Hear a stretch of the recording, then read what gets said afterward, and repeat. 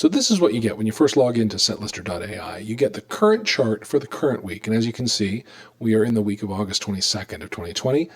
And this is what's on the current Billboard to Hot 100. So you'll see the song WAP by Cardi B just hit the chart at #1 this week. The song Rockstar has been around for a while. Blinding Lights by The Weeknd has been around for a while.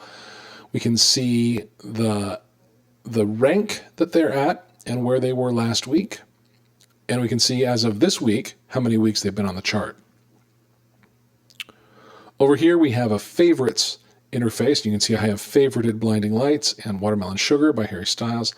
If I want to favorite Roses by St. John, I just click that and it lets me know that it's done that. And I can unfavorite just as easily. I can then page through the songs on the chart. This is the second page, rank 11 through 20. And the third page. And I can keep going. Now, I've currently got my page set at a depth of 50, so it's only showing me the top 50 on the chart, but I could go to top 100. It actually keeps me on the same page, fourth page, but then I would get rankings all the way down to 100.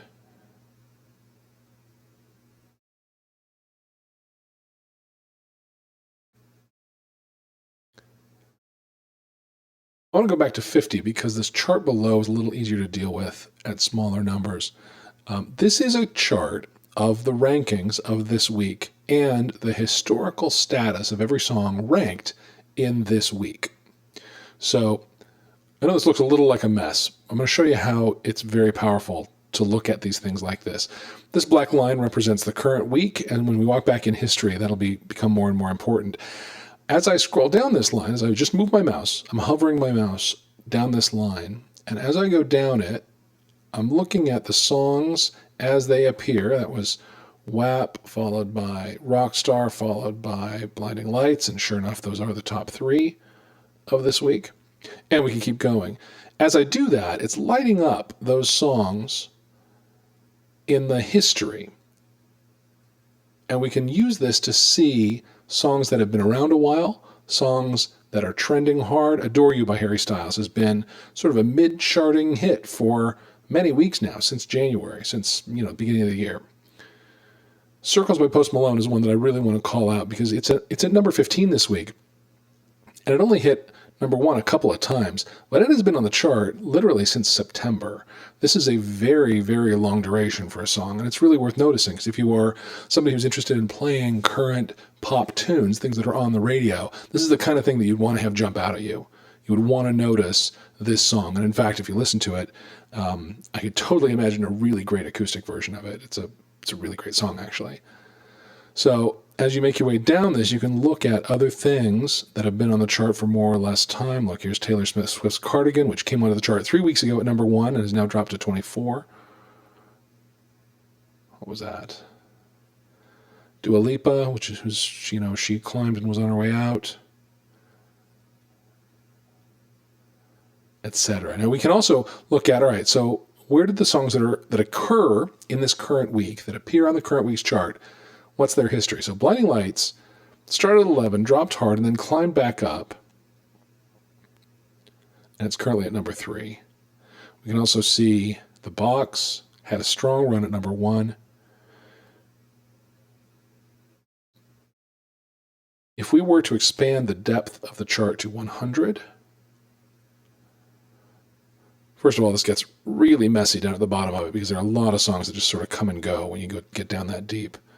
But the same principle applies. I can still sort of drag my mouse across here and look at various states of songs. I can look at, there's what Watermelon Sugar did. It actually left the chart for several weeks. So this is a really interesting way to look at the currently charting items and their history on the charts. Now, just for performance sake, I'm going to go back to 50 here.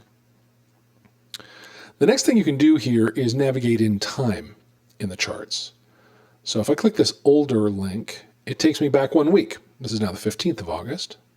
I'm going to go again to take me back to the 8th of August, and you can see this is the week that Taylor Swift's album that had Cardigan on it came out, and she appears many places in this week's chart. You can see now the black line has moved back, and we now have some items that are in the future. Right? Here's where Taylor Swift's Cardigan came on the chart at number 1 and then started dropping. This is our current week in current time, but we've now moved back 3 weeks. So we're looking at 3 weeks ago's chart. And we can keep going.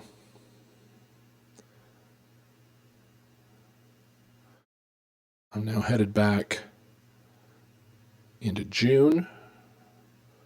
This tune Rockstar was in its number 1 phase right then. And you can see this black line is now quite a few weeks back because we have quite a few weeks more history into the future than we did when we recorded this week.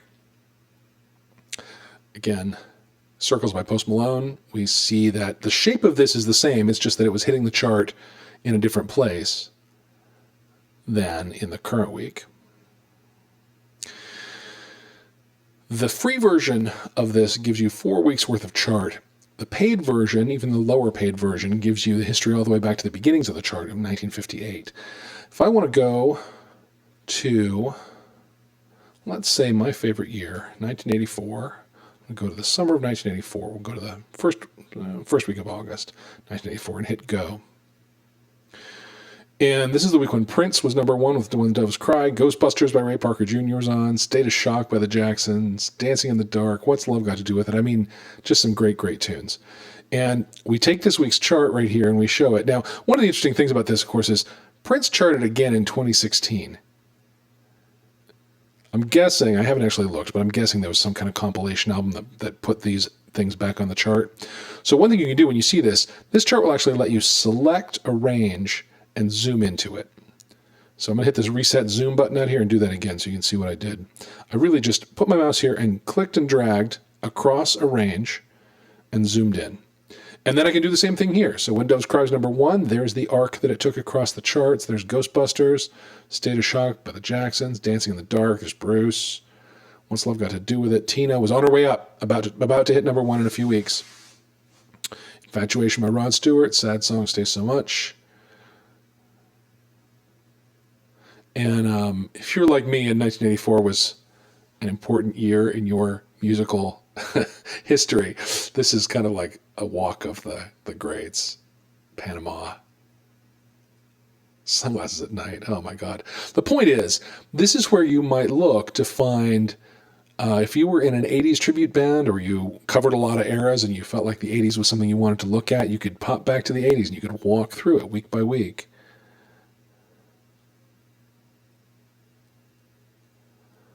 And take a look at what was happening back then.